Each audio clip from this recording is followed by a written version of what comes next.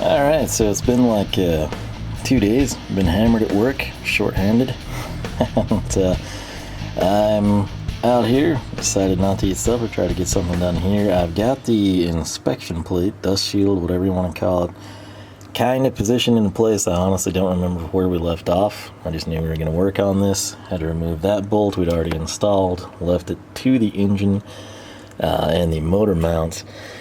The three little screws, we are fighting this where I had to stop last time. I'm just trying to get the sheet metal to tuck up properly, and I've got the exhaust digging into me right now, but we're getting close to throwing the starter on. This bracket here, this is the driver's side, steering gear somewhere over there. But, again, it goes from the motor mount side of the block right all the way down. It's going to bolt up right at that bigger hole that you can kind of see threaded. I don't think I'll be able to point to it, but right there, the one I'm zooming in on, if I come back you can sort of see the threads on it. The bracket for the transcooler lines is the gold zinc plated thing up there, and obviously the starter, when we took it off, we had a nightmare of a time with that top bolt, which was 5/8. Again, I think a lot of the second gen Rams, that bottom stud that I have is actually a bolt as well. Being a stud on mine actually does help me out in terms of positioning the starter at least, so I may do that. I hope none of this bites me later because the exhaust is a problem. I need to get it out to weld an O2 sensor in, right? The bung for one. If we were on a lift, I think I could have it out no problem. As is, it's going to be an issue, but I'm just going to go ahead and throw the starter on and hope we don't have to take it off later. So that's kind of a recap of everything I can remember. I've got the starter and stuff somewhere right over there. And I've grabbed my 5/8 12-point sockets. I've got a long Heiko extension. Last time we were having to use like a bunch of 3-inch extensions, and that's one of the reasons I bought that big Heiko long one. We will try that out. We'll see what kind of funky angles we have to get to. But yeah, that's what I'll be doing. Just getting this inspection plate in position, literally kind of like, shoving it up a few inches. Which, again, big camera, small spaces. But yeah, just get that in position, then we can get the hardware started in, then we can get the starter on, then we can bolt the starter up. Again, make sure that bracket is not between the starter and the flex plate, the bell housing. You want that to be over the starter, essentially, with that bracket facing the radiator. That should be bolt, the head of the bolt, that bracket, the starter flange, bell housing, well, of course, dust shield in between the bell housing. But fighting off a sneeze, I'm going to get to work, and we'll see how we do. Welcome back to another day, and I've wasted a ridiculous amount of time of my life trying to get this factory inspection cover back on. I don't know what went awry, I don't know what went amiss, and this is one of the reasons why you typically don't have these on the vehicles when you buy them used, right? People just get frustrated and they chuck them. That's how you get that job done in a timely manner. You just don't put it back on. So, what I did, right here, I mean dead in the middle, if this was under the truck, this is right where the part line of the bottom bell housing is, there was like this teepee area, and I thought, did I pry it there? Is that what's wrong? Did it like stretch the metal just enough? And I came out and I pounded it back into place, and I thought, well, maybe that'll do the trick. It didn't. And we're to a point where like I can kind of, like these right here, these big slots, that's where our bracket is going to go from the motor mount back to the bell housing. I can get that going just fine. I can get this going just fine, this top little bolt. We have the 1, 2, 3 little bolts. This is the driver's side, obviously, with the starter cut out. That is the driver's side bracket. I've done it before, but once you do that, you never get these two little guys to line up. They're very, very close, but not quite, and there's like a ton of tension here. So the glaring weakness, this will hang up on the bracket for your transcooler lines, just fair warning. But this right here, that's where the stud passes through. And you'll note that was like, I remember taking it off like that was kind of a pain. And it's been up and it's stretched because we kind of had to do that, you know, to get it on. What I was trying to think about is this frustrated me last night, and I came in because I had to be at work at 6:30. I was thinking, okay, what can we do to solve that? And you think, oh, we'll make a bigger hole, drill it out. Well, there's not a lot of material there. If you were to come in and just like cut it for relief on a couple of sides, that's cool, but then you've sort of compromised it. So what I'm thinking I'm going to do, I might go dig out a dolly and we might hammer it and see if that makes a difference. I don't exactly know if it was bossed at all. You know, like this is obviously stamped steel, and then for strength, you know, and rigidity, it's got some rollings in it, right? But I might try to pound this out straight and see if that does anything.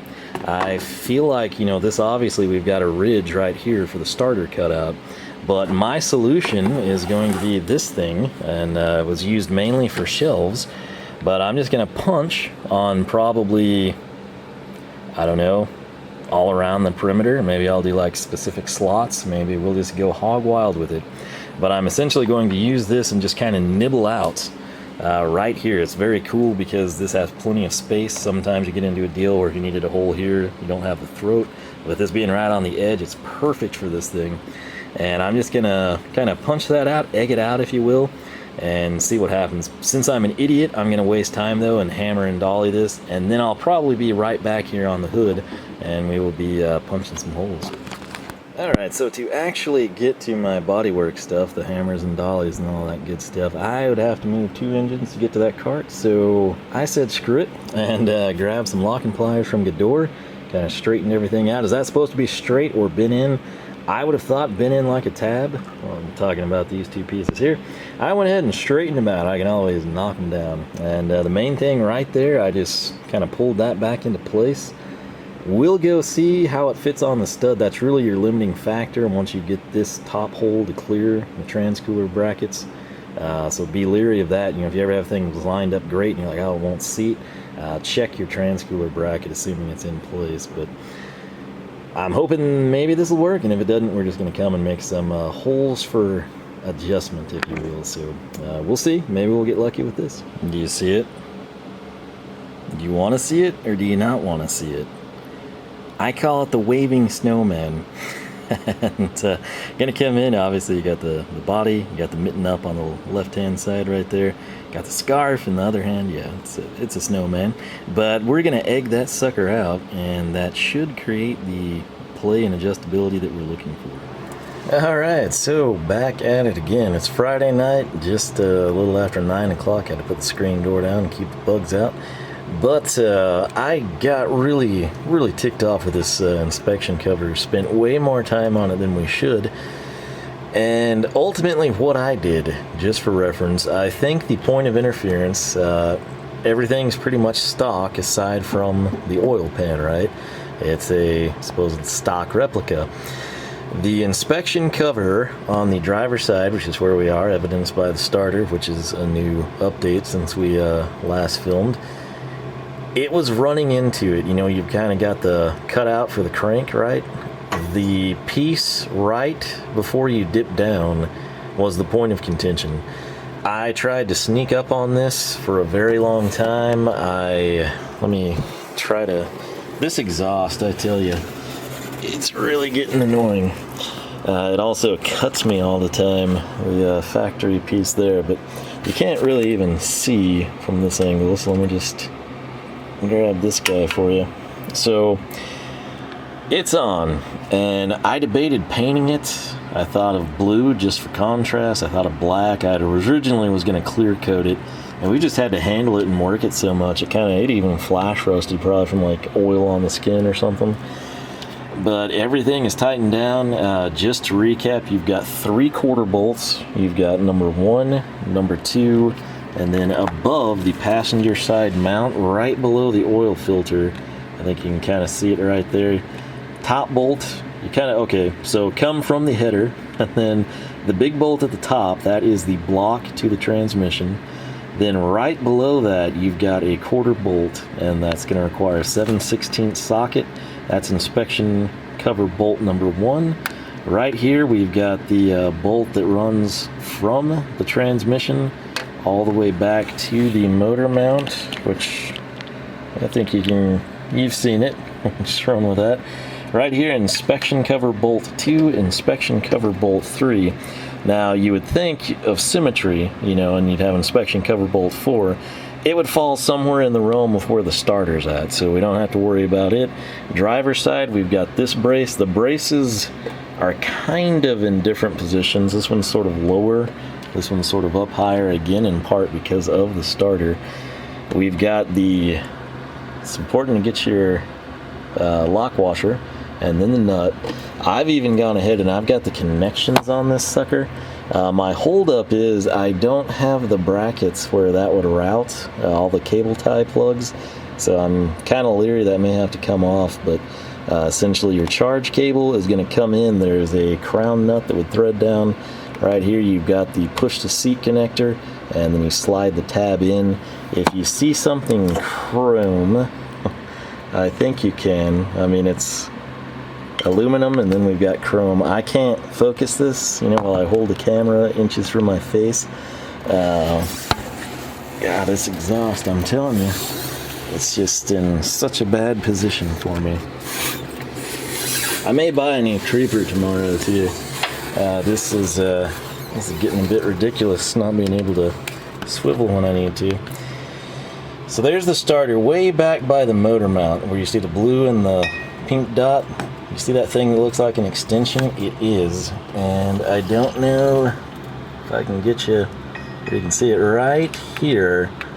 I've covered it. I'm going to uncover it. That chrome shiny thing, that is a 5/8 shallow 12 point. Important to do yourself a favor, get the 12 point.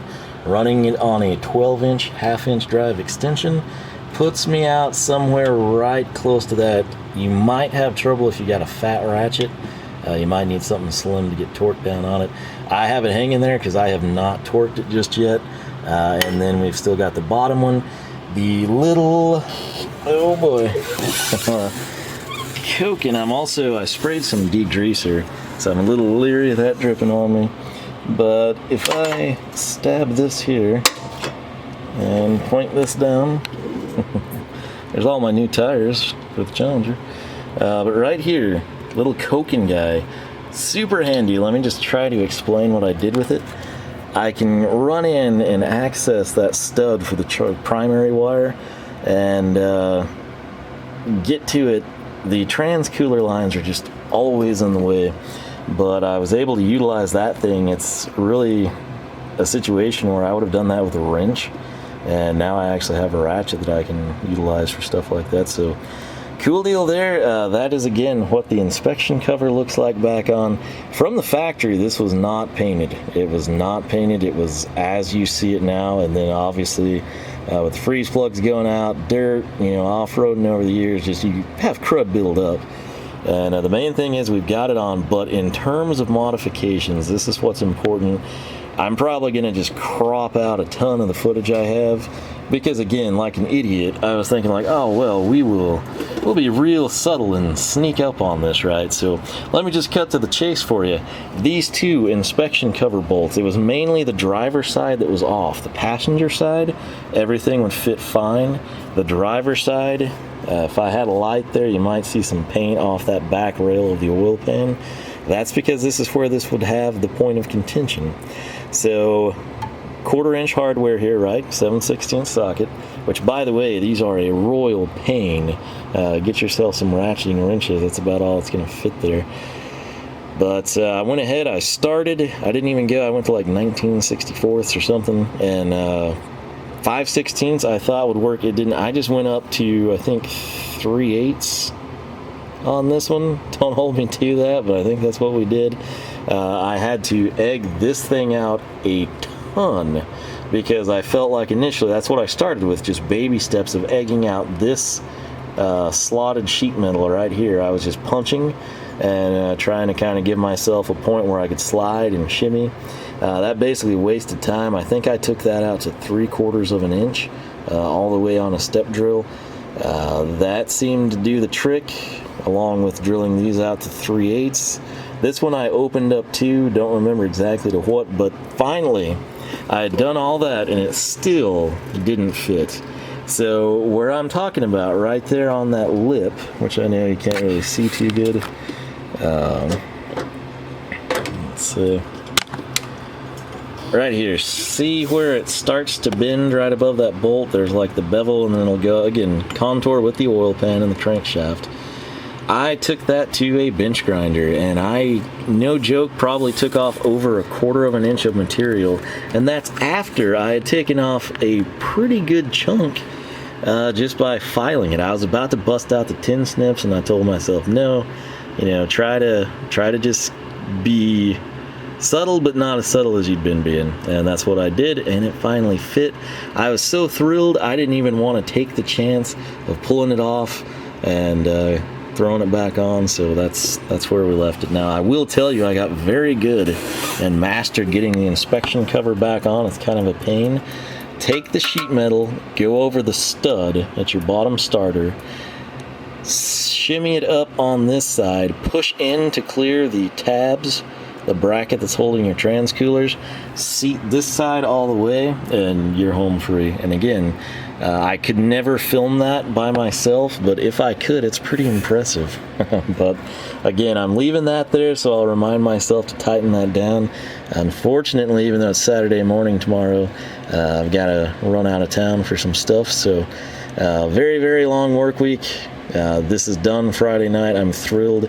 Next time we're probably going to step in the engine bay, start making other electrical connections, and it should be smooth sailing. Well, I don't want to say that. I thought this would be really easy, and it turned into a colossal pain in the butt. Granted, you know, when you come home after like 14-15 hour day and you make yourself spend like an hour and a half on this crud, you don't really make a lot of progress, especially when you're trying to, you know, be precise. So moral of the story, go ahead and just go big or go home, egg everything out, grind off a lot of material, and just call it good. So if it was a, you know, race car, maybe we would be careful. I debated carbon fiber. I was like, you know what, this is such a pain in the butt, maybe I'll do carbon fiber. Now on this side, I can sort of show you this little lip right here fits fine. On the driver's side, it did not. All I can figure, all that really changed is the oil pan. I'm guessing if you look at the rail, you know, where you'd think that would be like a 90-degree step down just for strength type of a deal, it almost looks like it is kicked out more, you know. So like if this was a true 90, then this would be opened up maybe like 110 or something. I wonder if the oil pan would have been squared up, you know, like this rail was just bent back this way. I'm thinking maybe that would have cleared. That's all I could figure, is a, you know, non-factory oil pan, and I think that's probably what caused us the issue. So in your case, if you're reusing your factory oil pan, hopefully everything fits great. If you get an OE one, hopefully it fits great. If you get an aftermarket one, might have to do what I did, and I hope you don't. But if you do, you know how to save yourself a lot of time. With that said, I'm losing my voice. It's hot, the fan's running. You don't really have anything cool to look at. I guess the oil filter and the shorties are the best angle I can get you. My hand is cramping from doing this. I had my traffic finger get smashed at work today, and I'm gonna get out from under the truck, go make supper, shower, and try to get more than 3 to 4 hours of sleep tonight. So like I said, I'm probably going to cut a lot out of this one, but all you're missing is me just casually trying to approach this, thinking that every subtle little thing is going to make the difference. And spoiler alert, it didn't. Cumulatively, it all added up and we got it on. So that's that. Again, LoneStarMopars.com is the website. You can find us on Facebook, Twitter, Instagram, all three at Lone Star Mopars. With that said, I'm leaving my stuff here, so I remember to tighten everything up, and I will catch you back here for more from the Ram Revival.